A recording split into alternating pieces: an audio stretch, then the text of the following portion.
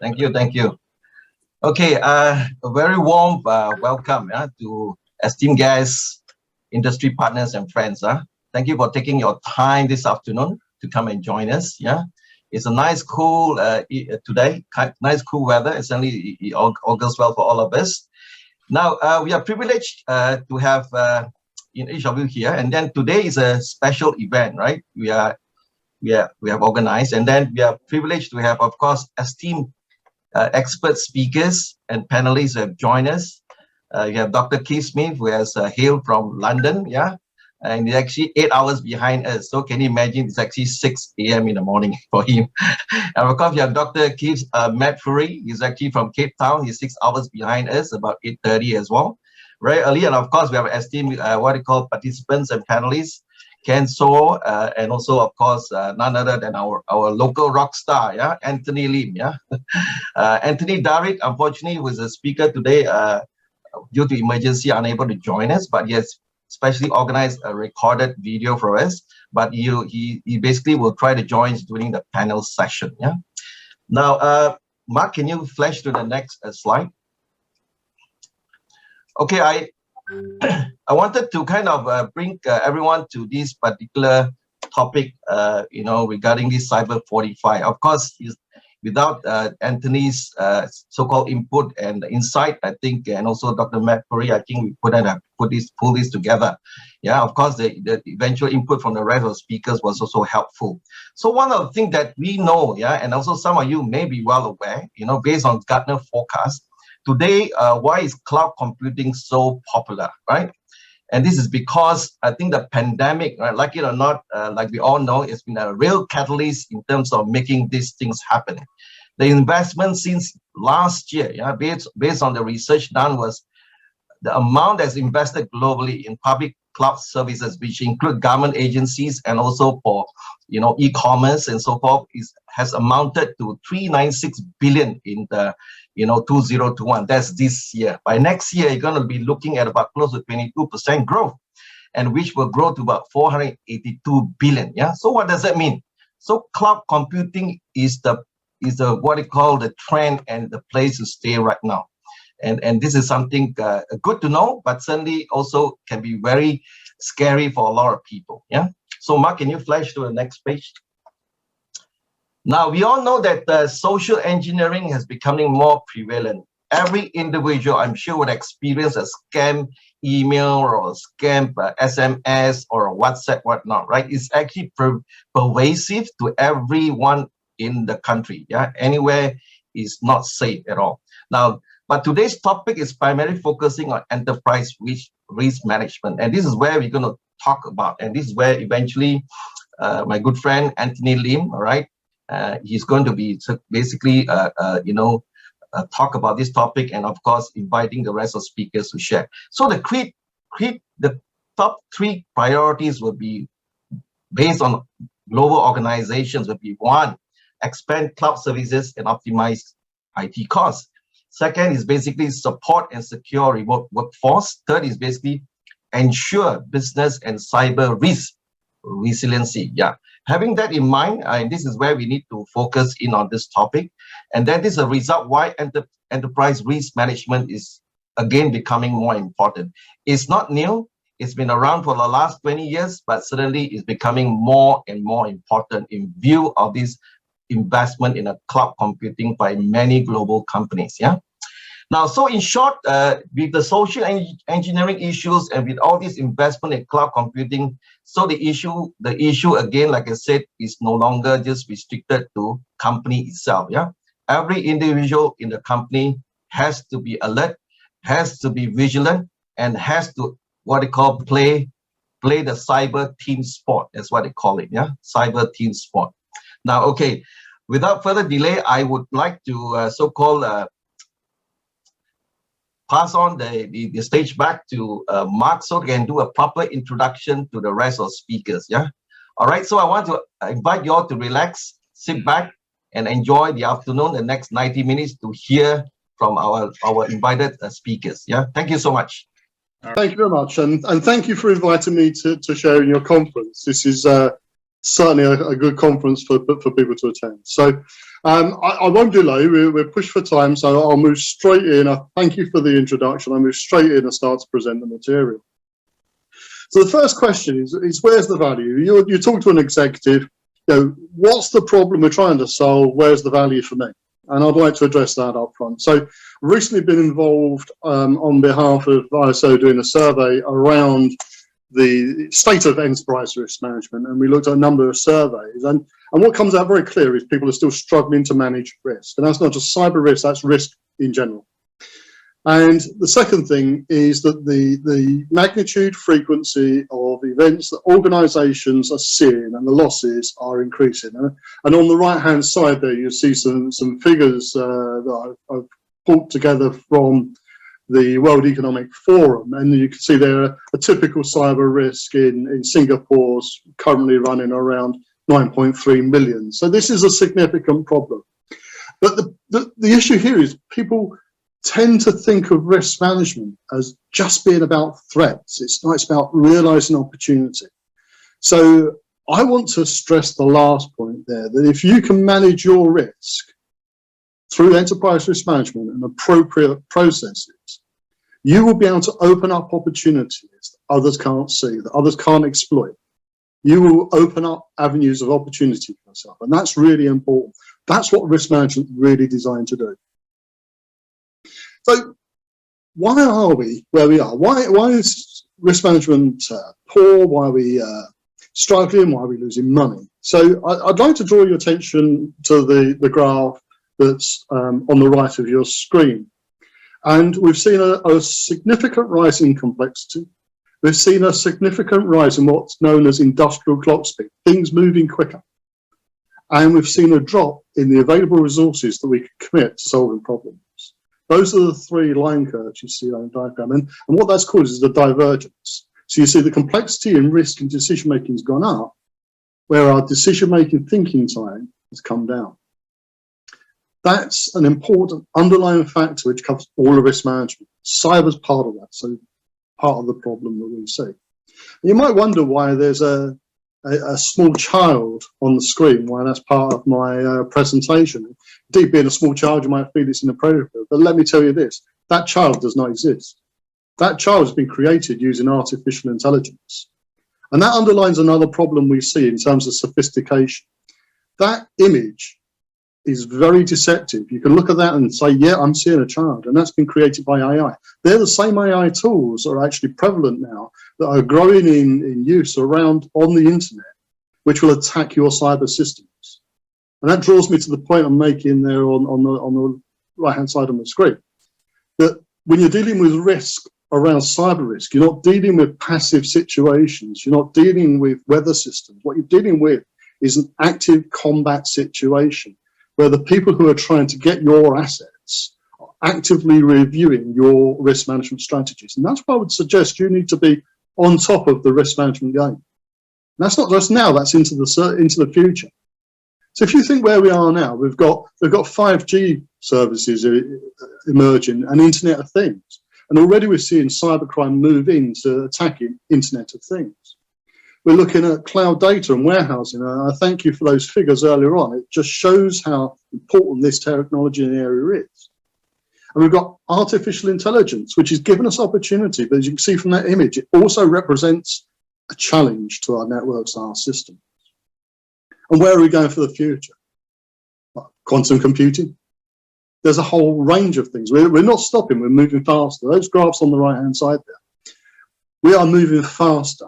We are moving quicker, we're getting more complexity. And that's why we really need to take risk management seriously and really up our game. Let's lift the bar. So if you look at the current process, now, you may have a different model, but I can assure you, end to end, it's going to be much the same. You look at the context that your organization is operating in, internal context, external context. You've identified risks in some ways, you're going to evaluate those, the impacts they have, and you're going to do something about them. And that's a continuous cycle. So you might have a slightly different diagram. The one I'm showing here is from the international standard, the ISO 31000. You'll also find that in the ISO 27000 series. That's essentially how we address risk management. But this is the area that I want to approach.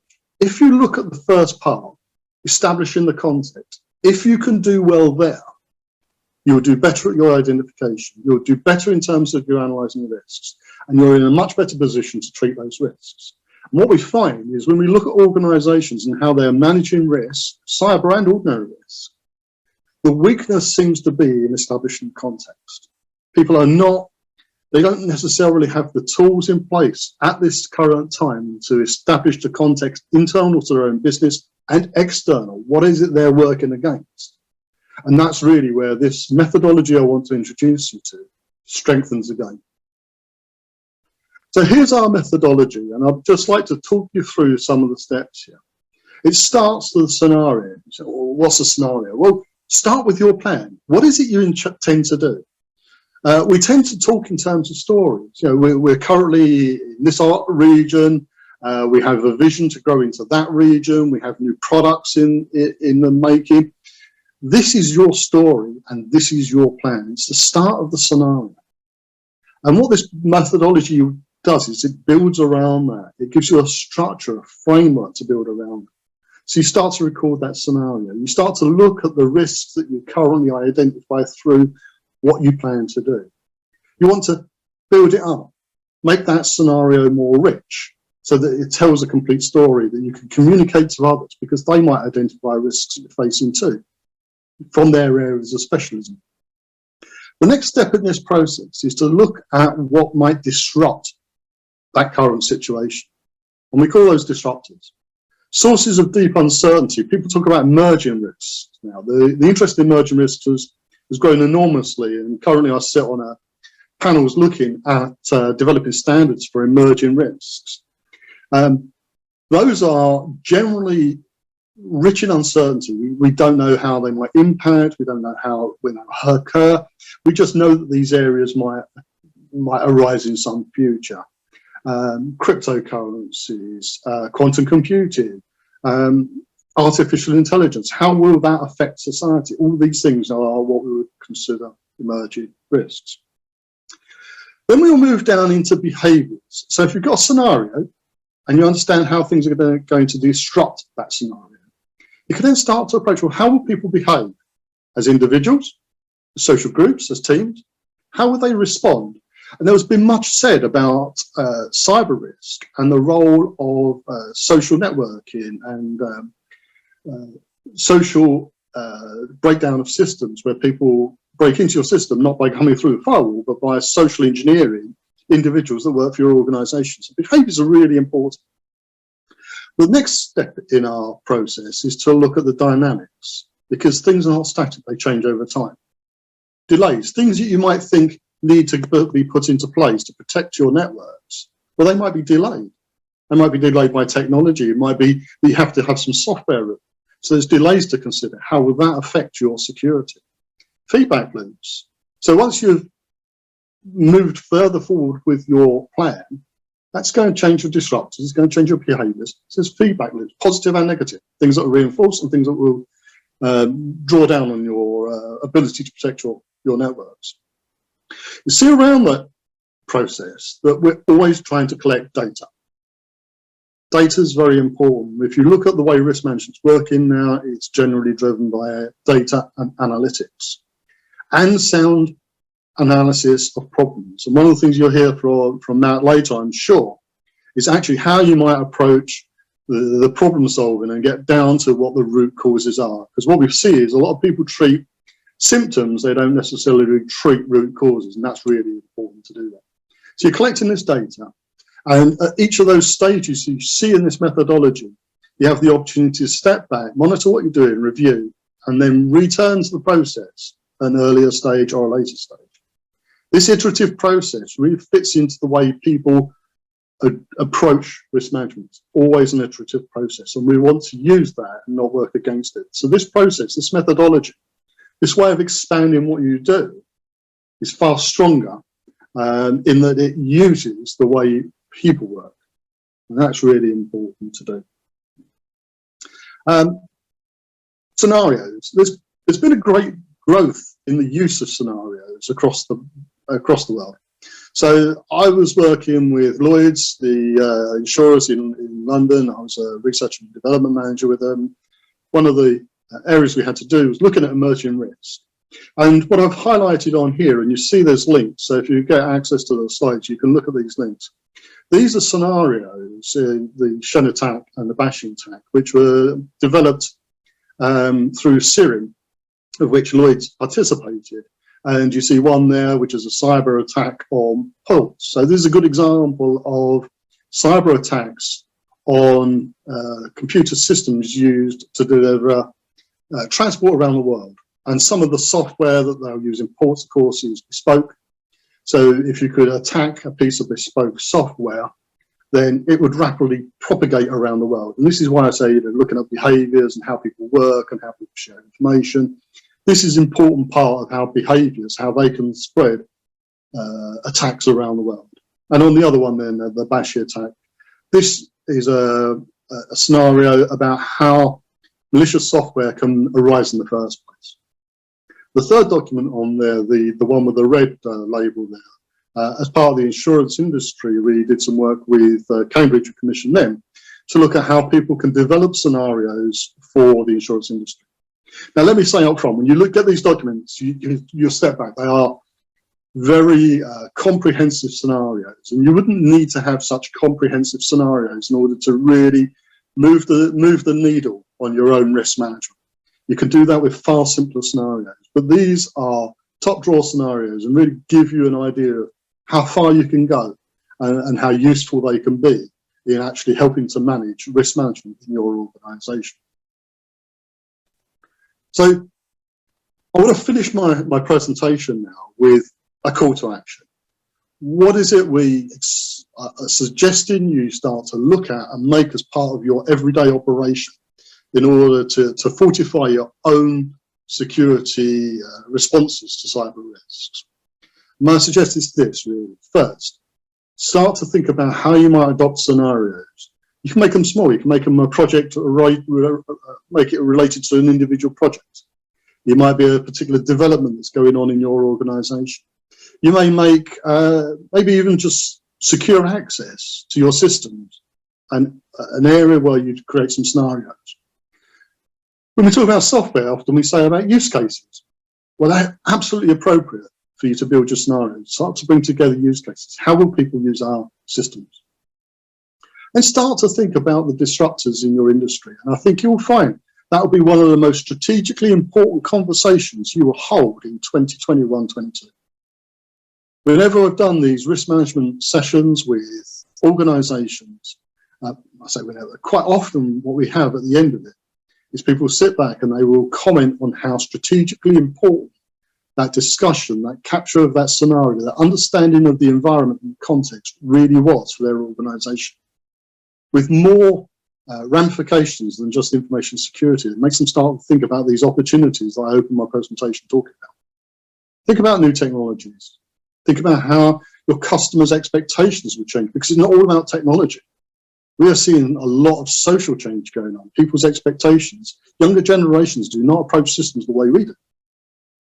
Think about your open source products. And when you look at those scenarios that I shared earlier on, you'll see that open source is a source of security risk that you might need to look at. And think of new threat vectors, because we are dealing with an active combat situation. Once we put security in place, the people who are trying to circumvent that security will find other ways around it. And then look at the behaviors. Think about it as individuals. How will individuals react to your systems? How will they react to you? How will they react to what you're doing? How will they behave in groups? And this is internal to your organization as well as external. You need your people to be compliant and supportive of your strategies for managing risk. And then finally, how will society react? How will society change? Think of the impact that email has had on society. It's a good example of IT systems and security. And as I say, the final step in our process is to think about the dynamics and how they may change as we move forward. The thing about enterprise risk management is it's always in a state of change. Now, I think I'm coming up to about 16 minutes. I'm finishing a bit early, but I'd just like to invite you just to think about some of these things that we've shared for a couple of minutes. And I'd like to thank you for giving me a chance to present at this conference. Thank you. I'm Anthony, and currently I am the Information Security Officer of Allianz Insurance Singapore, and I'm also the Volunteer Outreach Director for the ISC Squared Singapore chapter. So this afternoon, we'll focus and look into this question: are we getting more secure? So before that, maybe just a quick one. Opinions and all of the slides and opinions expressed are solely on my own and does not express the views or opinion of my employer. Okay, so in many organizations, most of the time, security efforts are focused exclusively on deploying technologies and implementing best practices, or responding to a never-ending streams of alerts and issues like never-ending firefighting. This reactive approach really keep the security leadership, busy with the different activities, and most importantly, we're having a hard time giving a specific answer. Are we becoming more secure day by day? This approach often creates distrust between our business leaders in our specific respective security function. Security efforts are seen as expensive, doing more to slow rather than secure the business. Security perceived as a blocker rather than a partner, or rather than an enabler. Acknowledging the reality that security needs will always exceed security capacity. Maximizing security resource allocations, and optic-wise, demonstrating progress towards a more secure organization, we need a specific and working strategy to make it happen. This requires our function, our cyber information security function, to transition from being an operator to being security leaders. And how can we achieve that? Maybe may not be totally all, because not one silver bullet is applicable to all organizations, but at least we can look into a particular framework, a particular operating model that at least, if not most of these objectives are met. We can look into it in different ways, and we can tackle it in different strategy. Maybe one, we can change our focus from information security controls and our physical, security controls to focus on what is actually the actual risk for the business, right? In fact, risk is the basis for all of the security decision making anyway, right? And also that's one way for us to have a visibility on the target, on where we are at now and where we wanted to moving forward. Understanding accountability, responsibility, and ownership of the security risks is another fundamental question that we need to answer. And we know that security does not owned by the security function or cybersecurity function by itself. The security risk decision is something that the business owns. And providing security leadership, establishing priorities, expectations, and oversight of risk, and the necessary efforts to manage them is something that we can also looked at with this particular operating model. Okay, so what needs to be prioritized then? Right, so our priority is to identify risk, number one. Our priority is to recommend responses, then the appropriate responses to this risk. Our priority is to facilitate the appropriate trade-off decision related to this risk, and provide a clear visibility on the execution and performance management of these risks. Setting up a security operating model that enables this approach is something that we'll quickly look at this session. In this particular security operating model, it governs and oversees or enable us to see the entire organization in a clear picture of lens, where the business is not only a recipient of the security services, but also business plays a huge part in collaboration, implementation, and of course sustainability of the security efforts. This operating model should utilize a risk-based approach, to identify and prioritize the risk mitigation efforts for us to properly secure our company, for us to properly enable and align our function to support the company vision and mission. Right? The core of the security operating model should have, a collaborative, continuous improvement process, which is designed to sustain the controls that, in essence, secure the company. So, what is this operating model that we're picturing at, and how can we go into this level of understanding? The company security governance model, this framework or model that we're looking at this afternoon should ensure collaboration with the different functions of the business.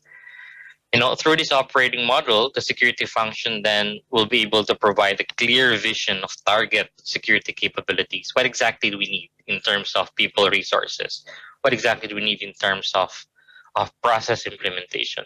What exactly do we need in terms of the technology that will enable the business to move forward effectively and fast?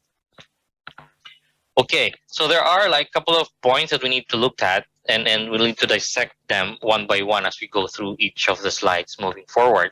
So one is, as part of the operating model that we're picturing at, is envisioning at, is having a global security governance.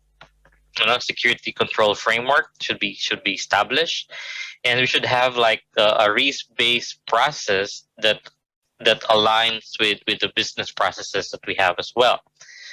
We also need to look into the critical security functions that will, overall support our security efforts, initiatives, and security operation.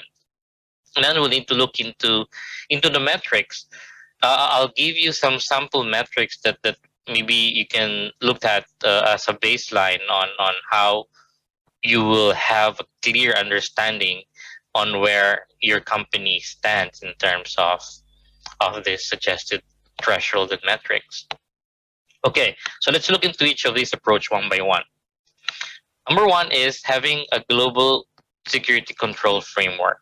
It's an overarching policy that is based on one industry accepted control framework that provides the structure and guidance to apply the necessary best practices that enables you to understand the gap.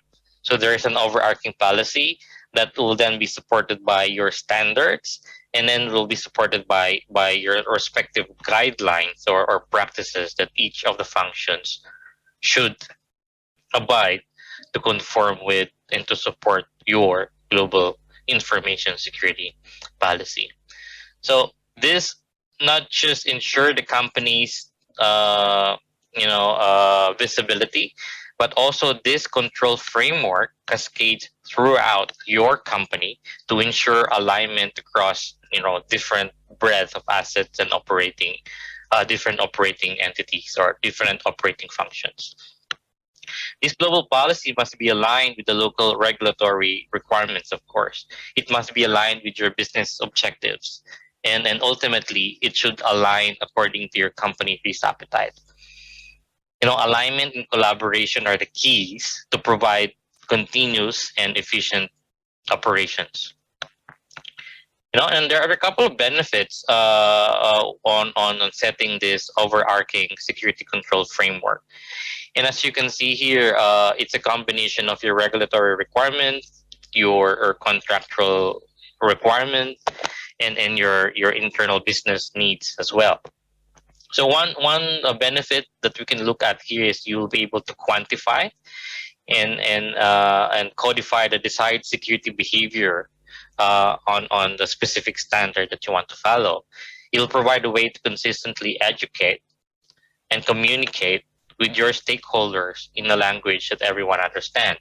So you're basically sitting in between, translating the technical language into the business language, and provide, universal communication tools to external customers as well, for them to have a clear understanding in terms of your compliance with regards to regulatory requirements, for example. So they have like an idea on when you are standing in terms of specific benchmark. Okay, let's look on the number two. The second part of that envisioned operating system that we were actually having in our mind is to have the business plan's objective, right? So the business plan's objective is to allocate security resources appropriately and based on the risks to the organization. So basically, what we're saying here is that you should have a specific process that enables you to, one, identify your risk. This risk can be a deviation to your global overarching policy standards and functional rules. It can also be a risk in terms of your penetration testing reports. It can also be a risk coming from your internal or external audit. It might also come from identification of risk, might also come from your regular vulnerability assessment, for example. So having all these risks, you will now be able to then have also set up some sort of like assessment process where you'll be able to validate this according to your organizational risk. And then having part of these risk-based supporting your business process is also to have the necessary response plan in place, whether you are accepting this risk, whether you are mitigating it, or whether you're somewhat transferring the risk in terms of cyber insurance, for example. One way also that we also need to look at as part of your overall risk management process is to have a robust monitoring and reporting in place. So we've identified the potential risk, then we probably mitigate this by understanding what are the mitigating controls that will lessen that risk, and then set up a necessary response from the business, whether the business is ready to accept that risk, or we are then going back to the technical teams to push for the remediation to be able for us to move forward. Then all of this process should also then be monitored and reported accordingly. So we have the risk-based business plan approach. And then the next part of that operating model that we are envisioning at is to have a critical security function. So understanding the critical security function establishes clear ownership and accountability to be able for you to understand and to be able for you to be in the position to decide how the organization will run its business. Now we can use them to drive performance metrics. We can use them to continuously improve and innovate as we move forward. So these core functions are where the rubber meets the road, so-called, right? So when properly established, the security function will have the power to, one, provide a clear vision of your desired security capabilities, corresponding to what skills we need in terms of people, what processes that needs to be established, and then what are the technologies or tools or toys that we need to empower both the people and the processes that we have established. And then eventually, it'll also drive simplification, standardization, and for us to have a standard, secure operational processes. Okay, so understanding the different function to support your mission is essential. One, also well, is number 4 is to customize security metrics. All right, so having, as we always say, right? So what gets measured gets improved. Security metrics are critical to understanding the health of each of our functions, right? And also critical to provide a clear picture of the security of the organization. A comprehensive security metric program serves to unite the operating model that we're thinking with clear defined goals and measurement to provide a line of sight to performance and an enterprise security reduction eventually. So the key to evaluating the performance is, of course, measuring something impactful and then continually challenging and improving upon it. Right. So an example of that metrics that maybe I can share this afternoon is for you to have an holistic view of your organization, or maybe starting from your gap in compliance with your overarching security posture. So you should go and sit down. What exactly are the mandated requirements as per my global, local, or regulatory compliance, and where am I sitting at against it? And for me to then understand how many risks are currently in my table, and how many of this risk is being managed in terms of how many of them are being monitored and reported on a regular basis, and how many of these are being remediated, and how many of this and what are these risks that has been at this point accepted by the business. So we should have like some sort of like a threshold and a complete picture on this different domains. And in terms of our internal and external vulnerability, we should have like a certain threshold as well to say that we are doing good. Well, we should have a threshold that says that we can do better, or we should have a threshold that says, hey, your organization, your function is somewhat poor on this area, and then provide an action, a clear, actionable path on where you want to go moving forward.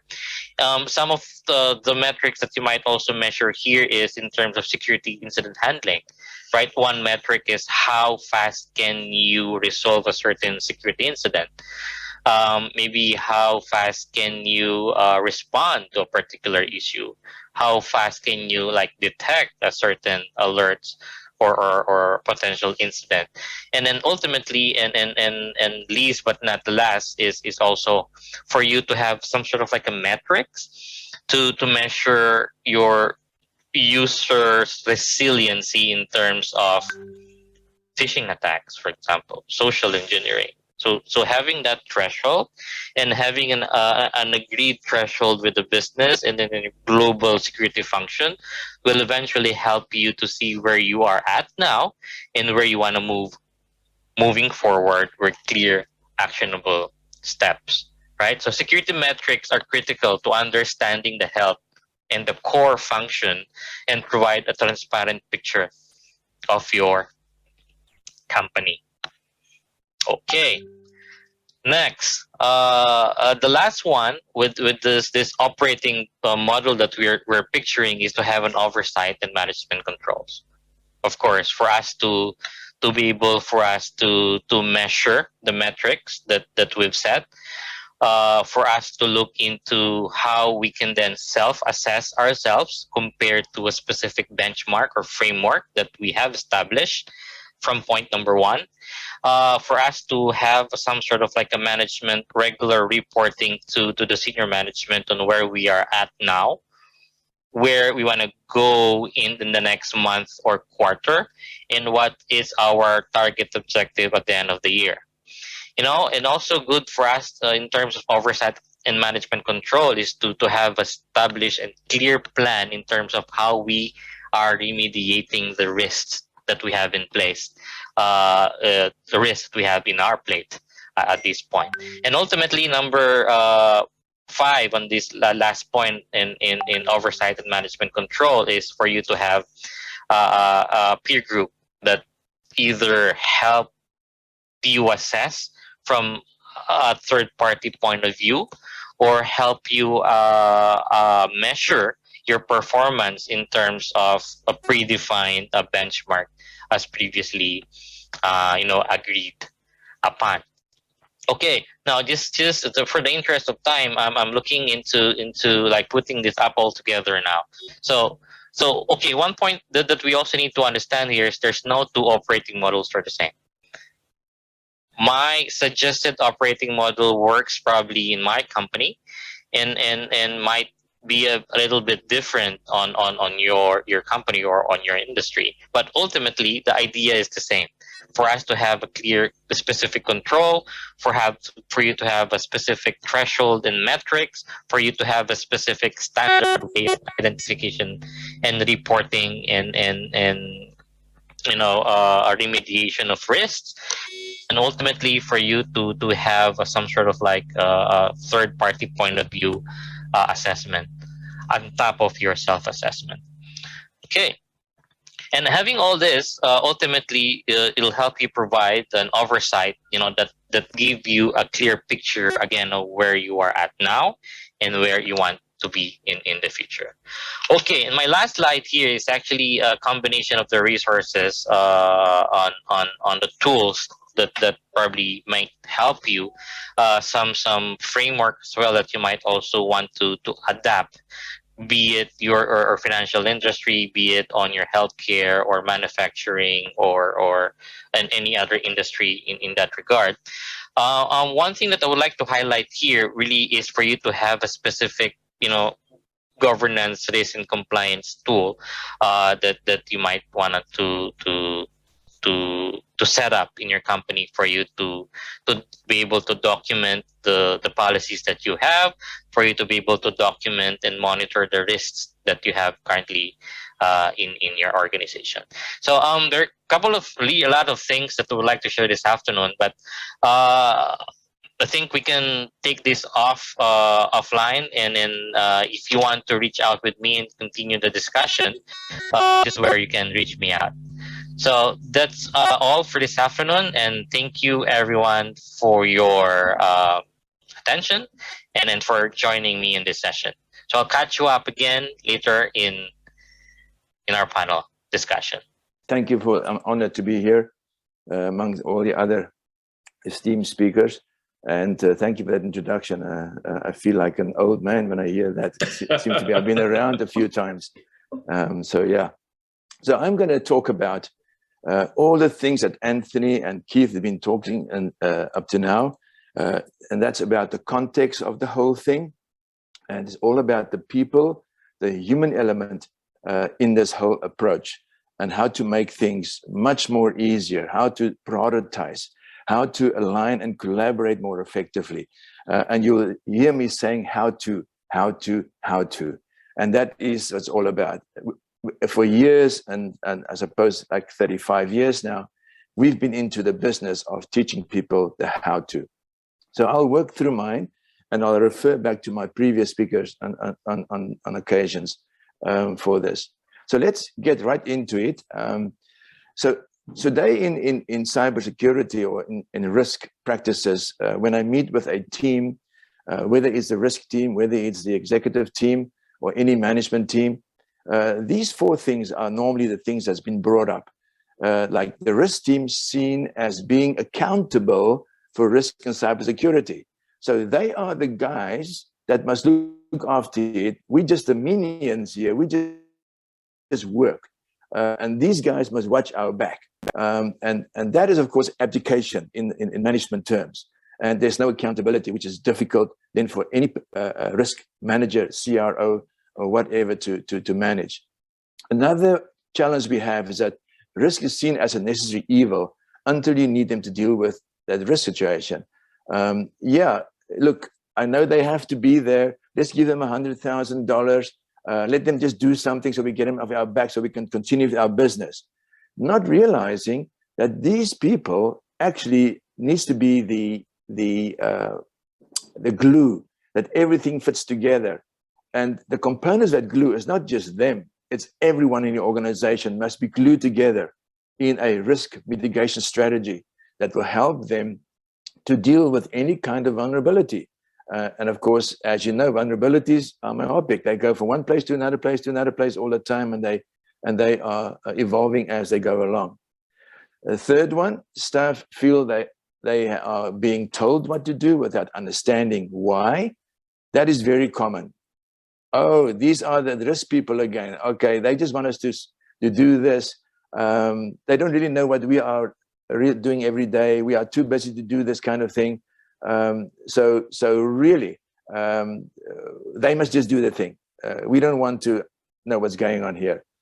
And you can see where it's all going to: lack of commitment, lack of buy-in. And with the result is you have to spend so much more to convince people, to motivate people, to influence people to actually do what you want them to do. The last one, staff and management not aware of the possible impact and consequence of a risk problem. A simple example, you've been told, firstly, and you don't understand why, that when you get to the end of your production day, that you have to close all your browsers, you have to close your computer and switch it off.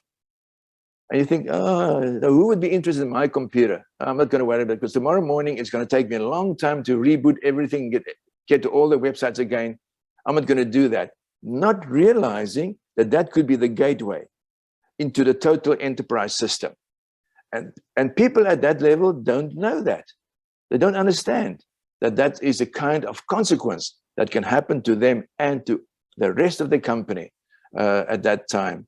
So that's what we're dealing with. We're dealing with this thinking, yeah, risk, okay, risk again. We've been dealing with that risk situation for years. I'm not going to worry about that now.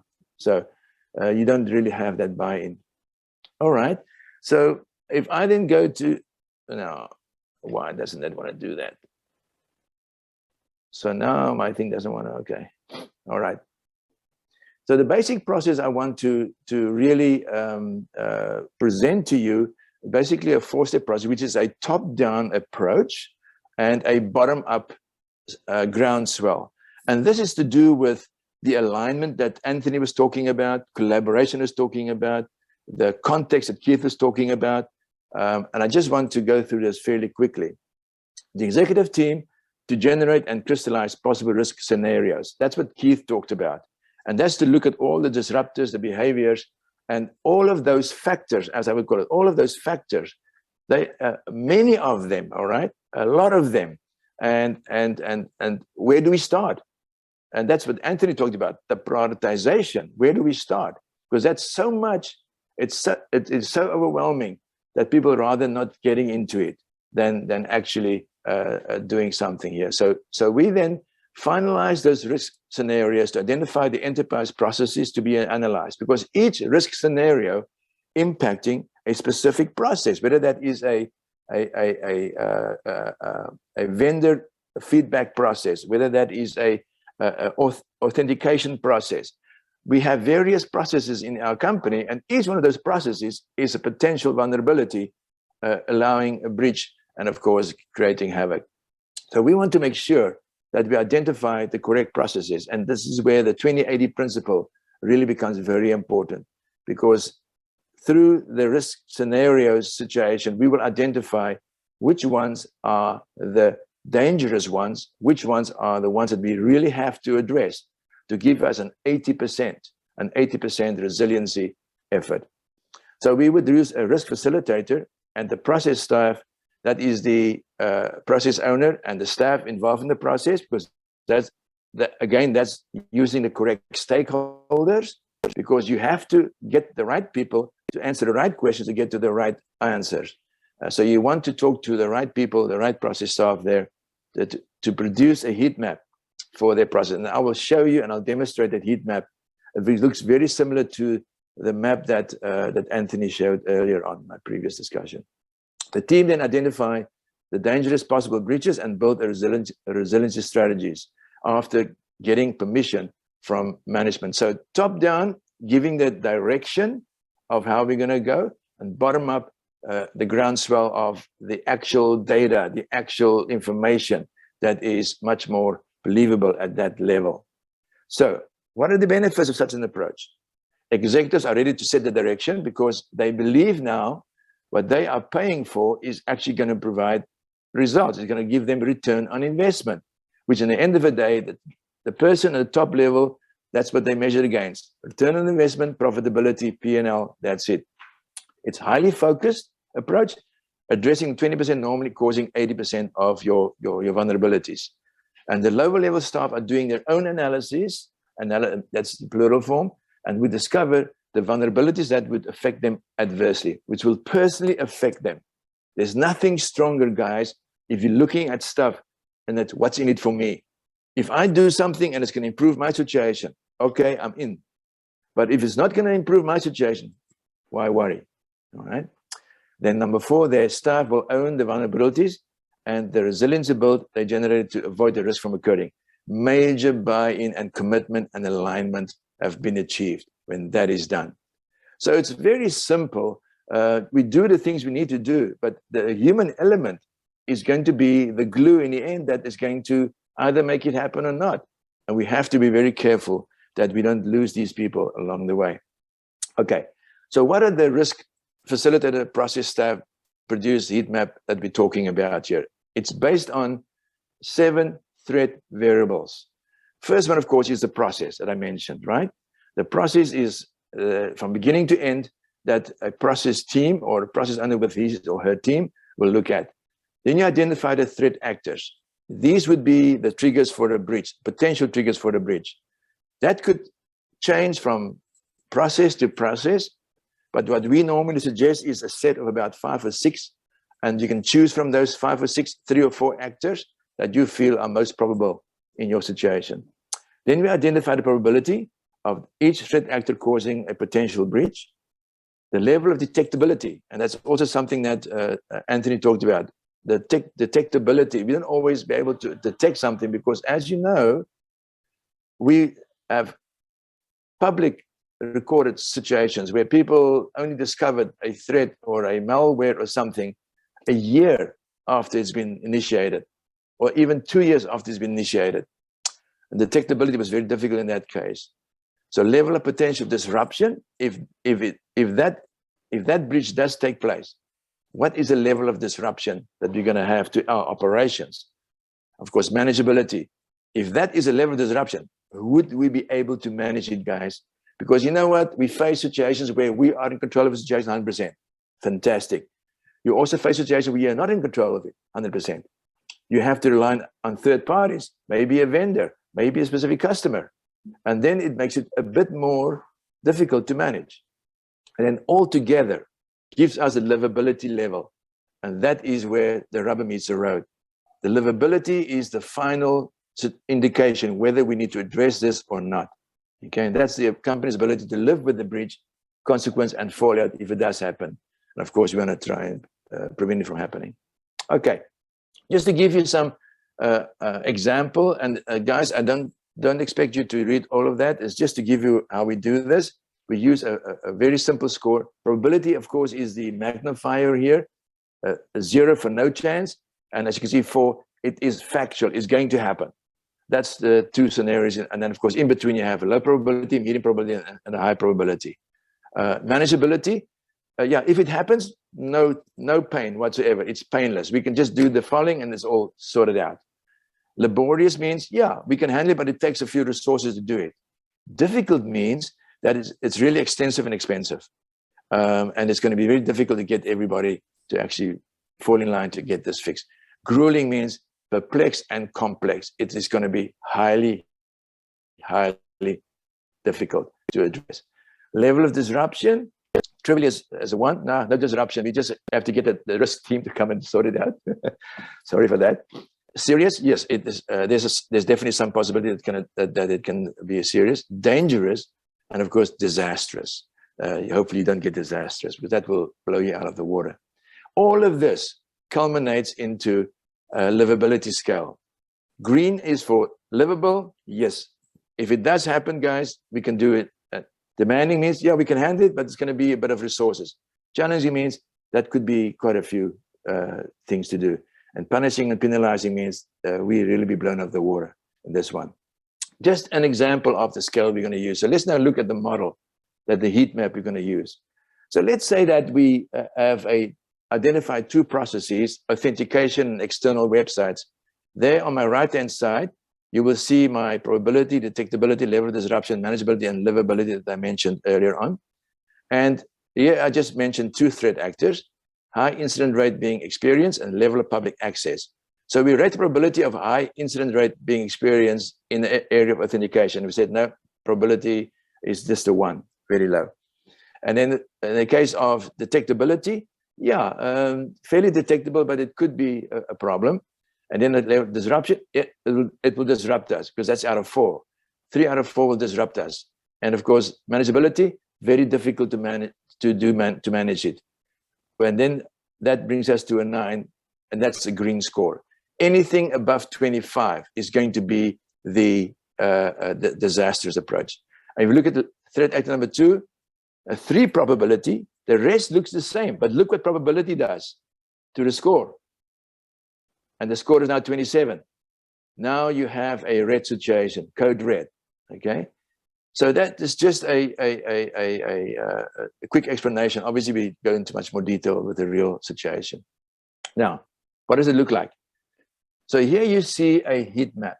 If you look at the top, I just used a situation that is fictional, a company process. Here I just took a company email process. Team 1 is a process team. Online business process, team 2. Authentication process, team 1. Process of assessing SharePoint, accessing SharePoint, team 3. Staff external browsing, team 3. Vendor assessing company OneDrive, team 3 as well. And here are my threat actors. This is what can change from process to process. History of accessibility issues. So we would ask the question, the history of us having accessibility issues, what's the probability that that will cause us a company email process breach? And we said there, where's my question? We said there's a 2. All right. And you go through the other one, which is of course livability and everything else, and the total score came to 18. And for the online process is that one there. So for that same process, process 1, the other one is a yellow score. For hardware stability is a red score, and the green score and the orange score. Now, what I want you to do is to look at all of this, and this is now what we would end up with from various teams putting a heat map together, and this is what now will be presented to management team. So they don't have to get into the detail.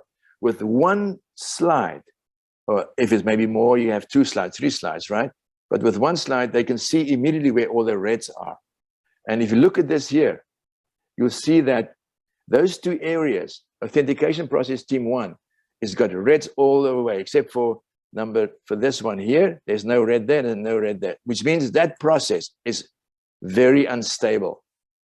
And it's got a high probability of causing a vulnerability and a breach taking place.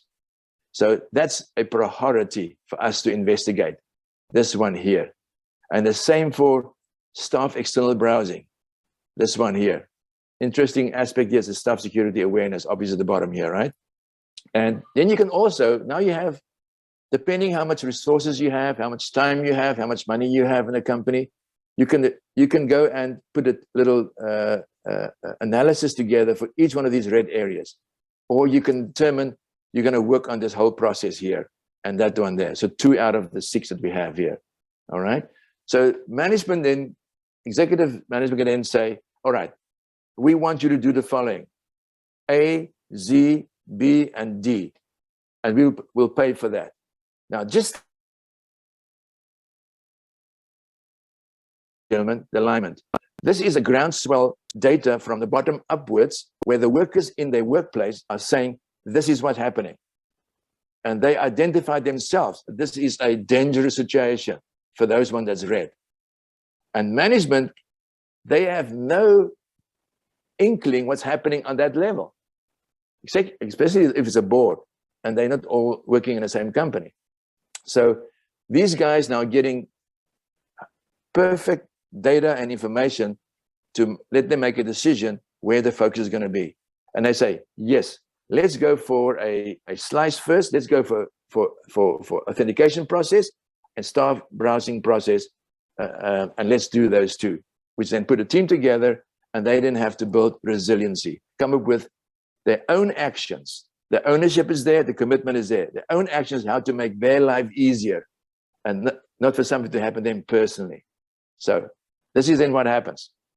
So requirements to consider is the ability to engage the correct stakeholders when designing resiliency. So these guys, when they go out, we ask the question again: who are the people that's got skin in the game? Who are the stakeholders that's got a vested interest that will be directly impacted or affected by a breach in this situation, because that's your highest commitment level. Your highest commitment level, that level. Then we use strong and comprehensive problem-solving processes, such as root cause analysis, to identify the root cause if something already happened so it doesn't reoccur again, or any likely causes of a potential breach. And we use the root cause analysis to look at potential causes, not only at existing causes, potential causes. Then solution finding, using staff to generate resilient strategies to fix vulnerabilities. And of course, this is an approach where they get together and they look at an internal solution first, without going for anything expensive externally, but internal solution first, what they can do.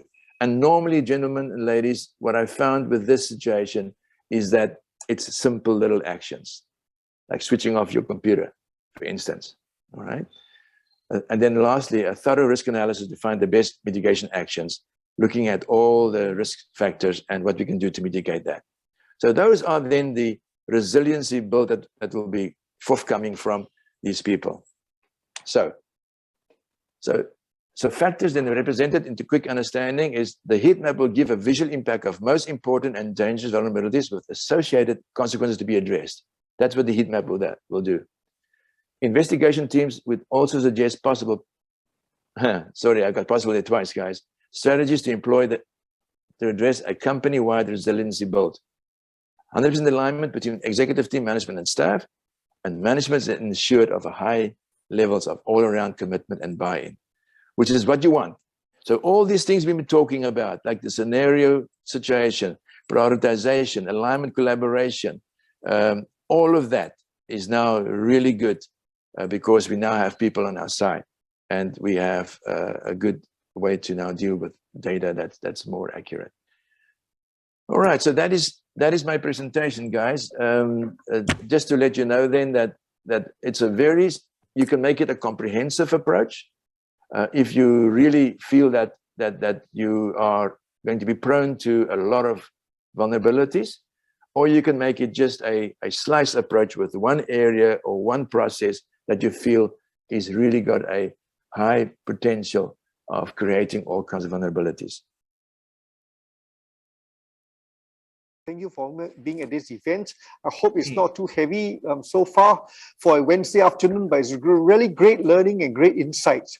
And so let me go into the way it works is this. I'm going to ask a few questions and we have time, we'll welcome some questions from the audience. I'll ask one question and each of the four, this is not a contest, but the way I'll ask one question and each of the four panelists from their own industry background and expertise will respond, give their views on the answer to the same question, and we could have a bit of so it's like a four-man fireside chat, you know, and then of course you're feeling to chip in, you can agree to disagree, agree to agree, disagree to disagree, and all that kind of thing.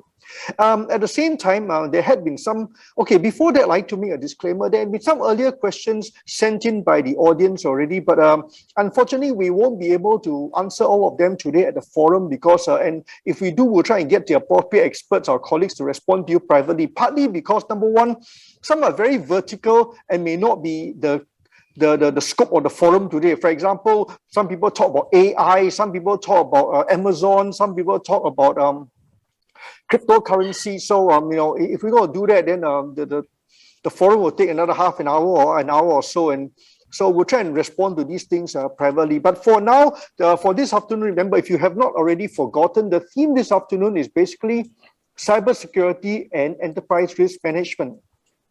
So my first question is a bit long, so I'll try and make it a bit shorter, but generally I need to set the background for the question.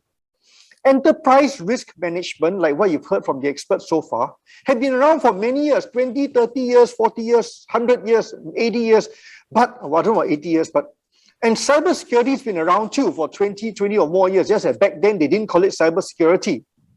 But the two of them have not been in the same room, and definitely not the boardroom. Enterprise risk management, cybersecurity. So, but only a few years ago, the two are starting to get together. Enterprise risk management is starting to get involvement with cybersecurity and vice versa. So it's still painfully slow. Now, good gentlemen, sirs, in your respective work and clientele, Do you see currently an increase in interest in the executive management consideration of cybersecurity in enterprise risk? Who would like to start? Okay, I'll start. Okay, you got my question. Anthony, yes, I've seen that. I think that we can thank cybersecurity breaches and it going very public and being publicly recorded and spread via the main news media, where senior teams and non-IT teams becoming aware of, wait a minute, this risk is really real and it can really impact us. So vulnerabilities found in IT processes these days are transponding across production, across admin, across all kinds of disciplines. Therefore, they are forced to become more aware of it because IT is becoming more and more a part of their day job. Ask me, I'm the oldie here. I know exactly.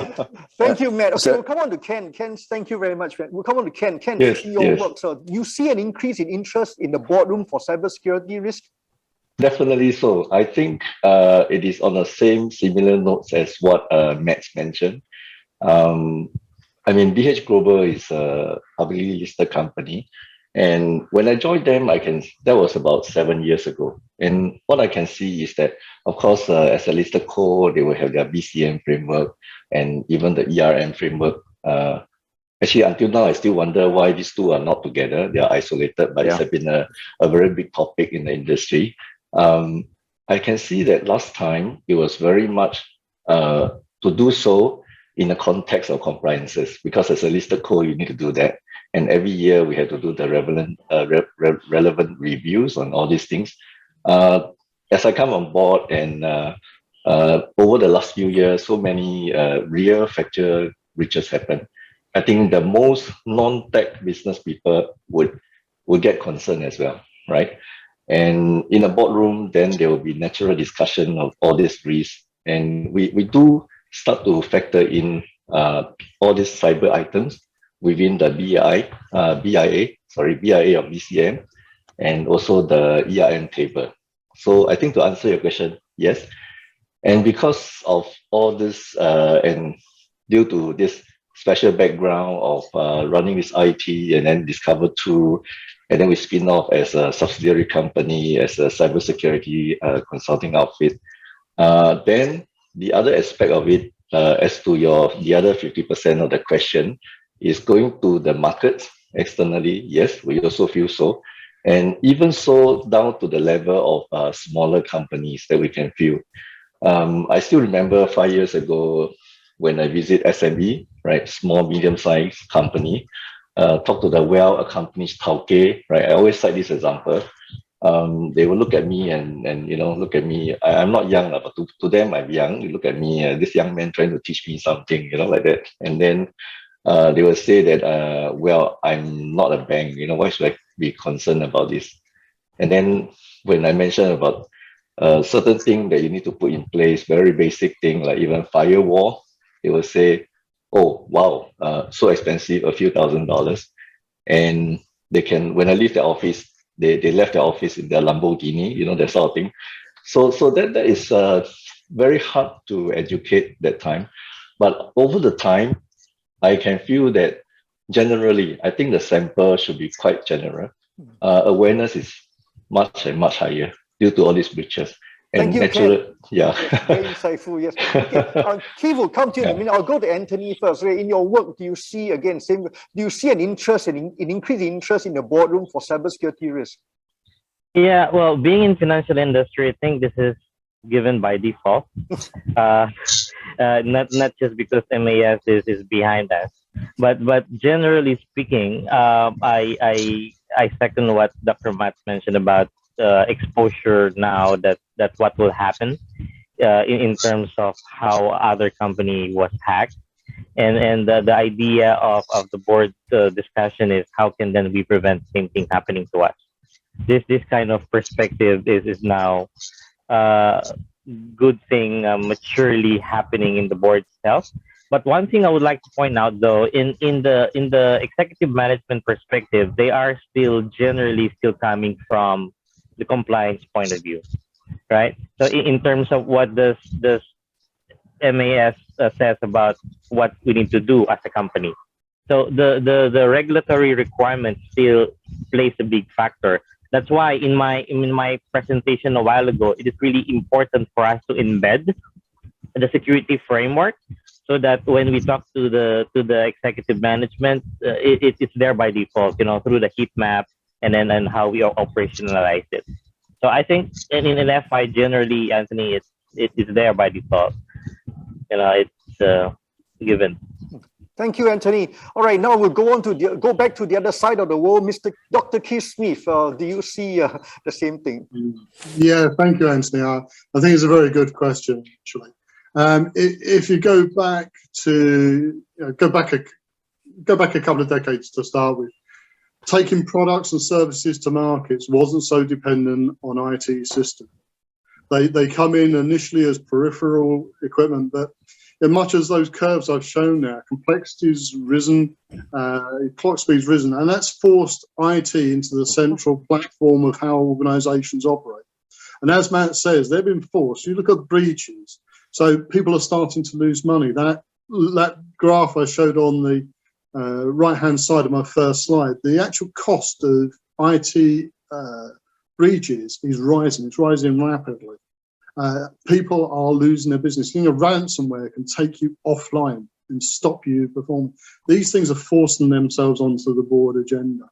And the natural response to that is saying, well, what's our response to these threats? We've got to start managing these risks. And that's what brings us into that combat situation. So I endorse what the others have said and what Matt was saying about getting down to the root cause. Not getting down to the symptoms, getting down to the root cause. What's actually causing this problem? And I think that's one of the issues that organisations certainly need to tackle. And the last one now, I think Anthony's there from Allianz. The other thing that makes this very much a boardroom issue is insurance is expensive. Okay, so okay, getting there. If you're not following good processes and practices in your information security, then you'll see it in your premium. And a lot of people now expect you to have cyber essentials in place before they'll even offer you insurance. Okay, so yeah, very good. Thank you, Dr. Smith. Right. So this is very encouraging. From different perspectives and from around the world, there's a general consensus on, yes, there's a greater interest in cybersecurity risk, in enterprise risk management in a boardroom, which brings me to the second question. Now, the funny thing is, although the answer is yes, cybersecurity is still taking a back seat in the organization. It's treated as a cost, a pain, a bother, too technical to understand, but now with it becoming a legitimate consideration in enterprise risk management, do you think executive management, the boardroom, will start to see cybersecurity as a key part of business operations, an enabler, a strategic piece rather than a showstopper? Come back to you, Matt. Now that we've agreed that there's an interest in the boardroom for cybersecurity, is it greeted with strategically or disdain and reluctance or compliance? I don't want to go to jail kind of attitude. Yeah, there is definitely an improvement, although it's been happening very reluctantly. You find that the mistake that a lot of them make is they take the CIO or a PMO, project management office chief person, and make them the CRO, the chief risk officer. And then that's the mistake they make, a lot of them. And then secondly, a lot of them still see it, and I would say the majority still see it as a necessary evil. They will ask for your input and for your presence at the board if they think there's a potential problem regarding risks. You are not a regular member. I only know of a handful of organizations that has done this, where the CRO is actually part of the board, an executive committee, an executive, but it could be improved. No, not only when there's trouble, right? We'll go ask the real CRO, the real CIO. Ken, what do you think? Do you think the executive management is now welcoming cybersecurity risk as a partner and enabler rather than still, a troublemaker? You're muted. Ken, you're muted. Yes. Okay, sorry. Yeah, I see that it's difficult to generalize. It depends on each company and also depending on each sector. For example, one good example is like CII, right? I mean, in Singapore, CII, CISO is not easy. The legislation coming in is very hard. We know up to something like negligent and things with 2 years jail term. That is very hard. And then if you look at SME, the attitude and the awareness at looking at this as a cost or inevitable cost or strategic value in this thing is also very among companies. I think BH Global is a very special example. I mean, you turn it into a business, which then it is not a good example, but I can see that they turn it into a new revenue stream for the group, which also show that there's a potential to see it beyond just also strategic business value, but a potential for business transformation. So it varies in my response to this question. Yeah. Okay. What about Anthony? Yeah, well, unfortunately, generally speaking, most of the executive management still speak through callers, right?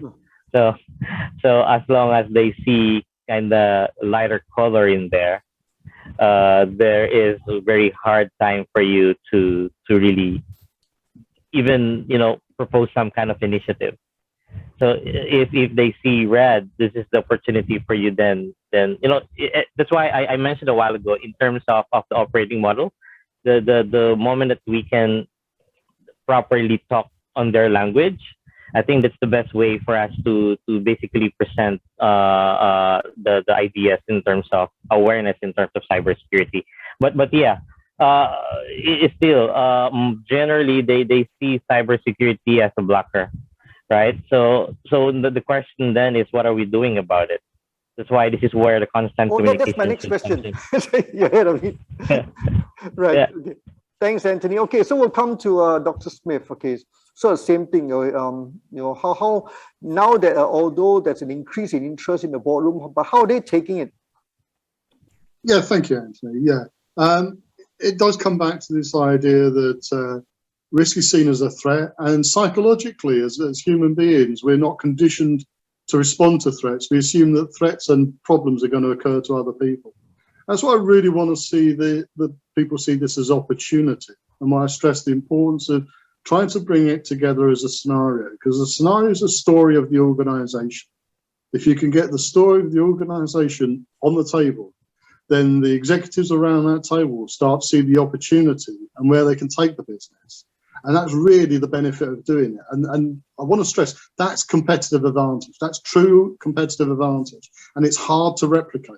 If you can get that happening in your boardroom, it's hard for others to replicate it. And that's gold. That truly is gold. But you've got to go for the opportunity and stop just seeing the threats. The threats you solve as you go through. They're operational problems. Use techniques that Matt's talked about. You solve the problems, but what you focus on in the boardroom is the strategic opportunity. Thanks. Thank you, Dr. Smith, which brings me to the next question that you and Anthony Derek have kind of alluded to. So my last question is this. So the boards are interested in cybersecurity, and but not much because of compliance or fear of bad public relations. They're concerned about the theft of monies and intellectual property. Now, so how do risk management practitioners like you and us, security professionals, how do we speak cybersecurity to the board? Like you said, turn in the opportunity, get the acceptance of the C-levels without the technical jargon. How do we gain their support? How do we don't want the guy who doesn't want to buy a firewall but buys a Lamborghini. So how do we gain the support of the C-level executives from us cyber risk management professionals? I'll come back to Matt, Dr. Matt first. You're muted. Dr. Matt, you're muted. Yeah, no, I'm struggling to get my unmute because it's so small I can't see it. Right. Yeah. Look, here I have a lot of views, and I'll keep it short. I think this is what my whole presentation was about, and that is that there's a disconnect, a misalignment between the higher levels and the lower levels in your organization. And then you have the risk officer or the CRO on the side trying to bridge this gap. And that's a major task for that person to do. Therefore, I would suggest for the CRO to find something that is really going to be, that he or she knows is going to be meaningful, and then engage with the executive regarding very specific metrics, something that Anthony David mentioned. And those metrics must be very simple, very basic, and understandable in their language, because they are not, most of them are not technical, and they don't always understand what's happening at the ground level. Things such as number of laptops infections, they understand that language as a metric, for instance. So I would say find metrics that senior management can say, okay, we understand these, and then populate that with statistics by means of pie charts or with graphs, so they can see either getting it worse or getting better or whatever. Make it visual. Oh, unfortunately, I think they're the dumbest of them all. You have to make things visible to them and visual to them at that level, and then provide feedback regarding that in terms of dollars, bottom line, money in the pocket, return on investment. That's the only language these guys understand. Thank you, Dr. Matt. Yeah, that's wonderful. Okay, Ken, over to you. How do you get acceptance in the boardroom? Yes, I think I resonate strongly with what Dr. Metz mentioned. The management would not want to see a big chart and table of risk analysis.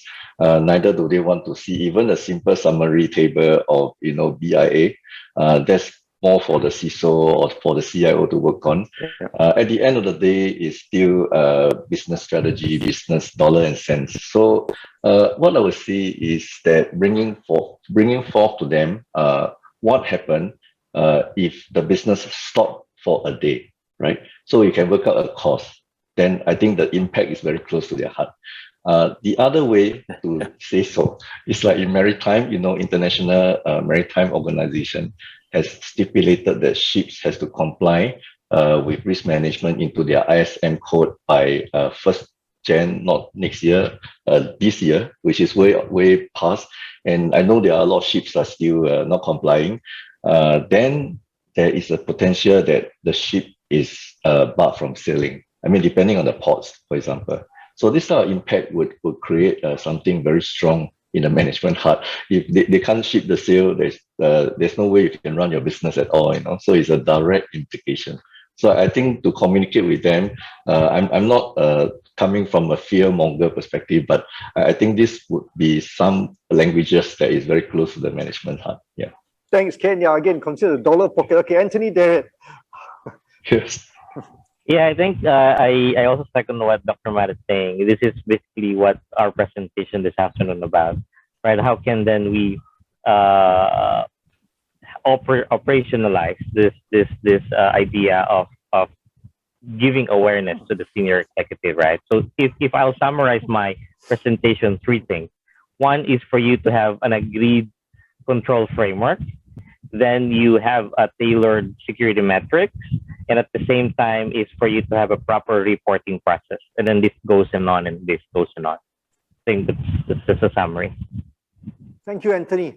All right, Dr. Keith Smith, how do you not get kicked out of the boardroom? Yeah, thank you, Anthony. I endorse everything that's been said so far. What we're talking about is good plain speaking. Anthony earlier on said, use the colours. That works well. So does now, you see with these things. So use colours, put information simply, keep the complexity out of the boardroom. I think the other thing is this idea of giving good metrics. Now, board members are familiar with key performance indicators. They've lived their lives by it. Key performance indicators look backwards. They look on how the firm has performed in the past. As a risk professional, I would you need key risk indicators looking forward, things that are indicating where your value is at risk and how that's changing. So if you can go with clarity in front of a board member and say, this is core to your business, this is a lot of value, and the risk is rising, you are likely to see some action because you've quantified for them in a very clear and concise way what's at risk, and you've got to deliver to them what they need to do about it. Because then they can pull the levers to open up the channels that they control, the finance and the resources. Thank you. Thank you. This is wonderful. Okay, thank you, Dr. Keith Smith, Dr. Ken So, Dr. Matt Fourie, and Anthony Derritt. It's how succinct and clear, and I think the message is very clear and resonates with the rest of the event. Okay, I think that's been a wonderful session of learning and ending for today's world. And I'd like to hand you back to our very good MC and DJ, Mark Wong. Thank you, good sirs. Wonderful presentation, wonderful seminar conference, and thank you. Mark, over to you.